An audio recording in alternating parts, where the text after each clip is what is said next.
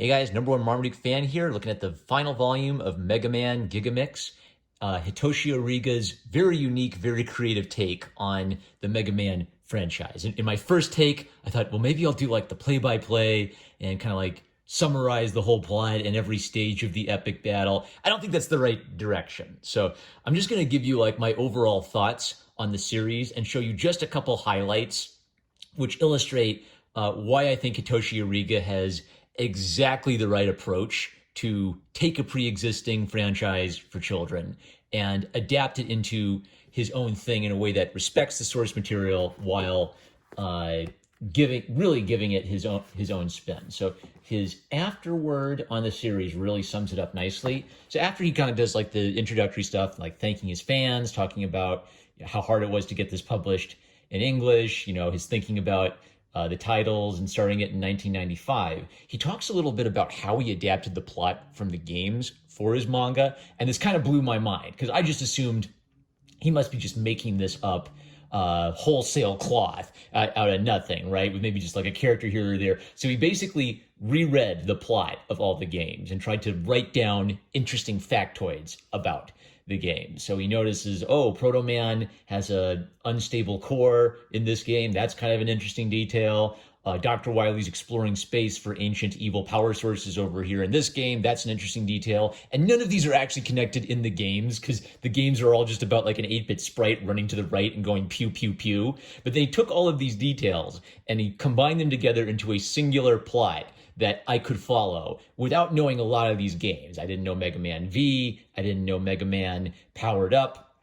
But I followed it. Straightforward plot about evil aliens taking over the world, evil ancient alien crystals that Wiley was experimenting with on his own robots, right? So you can follow it as a Mega Man super nerd. Or you could be a Mega Man super nerd, and his way of putting it is he wanted it to be that the more you knew about Mega Man, the more you'd smile to yourself while reading. So I just think that's genius. He also really understands the core appeal of this franchise as symbolized by this quote. Dr. Wiley says, "Being a genius, I only create awesome robots. So any of my numbers would do. But you seem like you have nothing better to do right now."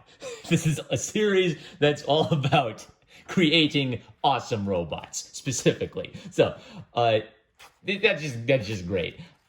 Couple other little things I wanted to highlight. Oh yeah, so spoiler. Megaman gets shot in the bleeping head.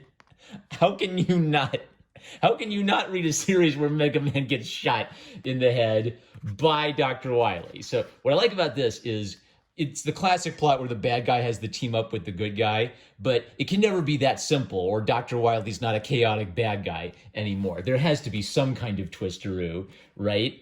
And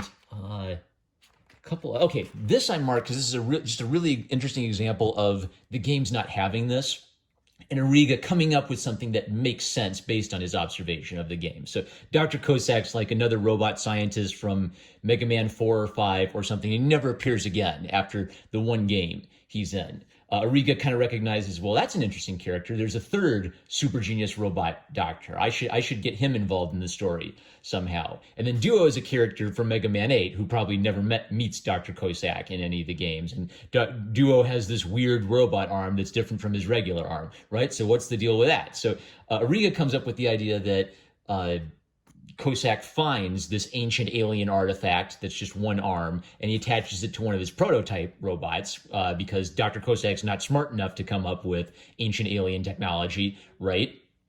And it explains Duo's weird look. So something in the game that's just incidental. Oh, let's give him that robot arm because it looks cool.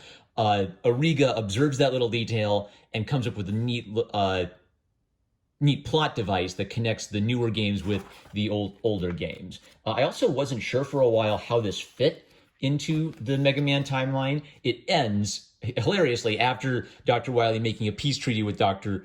Light to save the world. He immediately, the instant the world is saved, announces his 8th plan to take over the world. Cue comedic shocked facial feature. Mega Man rushes into battle, and the credits roll over the robots from Mega Man 8 making their appearance. So it beautifully ties in with the game series. You could finish this, go pick up Mega Man 8, and continue the story from there. So just a beautiful love letter to the Mega Man franchise. I'm so glad that Hitoshi Ariga got a chance to tell the story he waited 10 years to tell. And I would highly recommend it. Whether you're you don't have to be a Mega Man super nerd to really dig it. And an excellent emphasis on the idea of robots as people with souls and what that would entail. So high recommend. Number one Marmaduke fan. Love you guys. Catch you later.